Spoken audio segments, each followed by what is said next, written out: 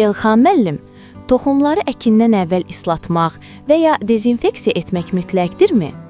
Çok güzel sualdır bu toxumları dezinfeksiya eləmək. Toxumları dezinfeksiya eləmək deməzdim. Mən buna deyərdim ki, ilk növbədə toxum saxlanan yerlərin dezinfeksiya edilməsi vacib şərtlərdən biridir.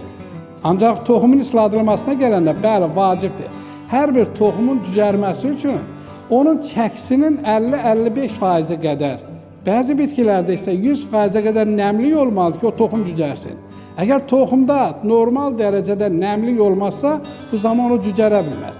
Belə deyək ki, dənli taxıl bitkilərin tərkibində 50-55% qədər, texniki bitkilərdən olan pambığın tərkibində 100% nəmlik olmalı ki, yəni həmin bitkinin o öz çəkisi qədər 100% nəmlik olmalı ki, o cücərsin.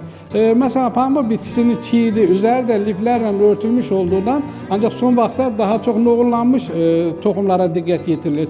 Onlar bir gün islaqda qalırdı, çiğidli olanda. O tam islanandan sonra müəyyən qədər sərif quruduq, ondan sonra o toxumu səpirdilər ki, toxum daha yaxşı cücərə bilsin. Ümumiyyətlə qeyd etmək lazımdır ki, toxumun tərkibində normal dərəcədə nəmlik olanda daha yaxşı cücərə bilir.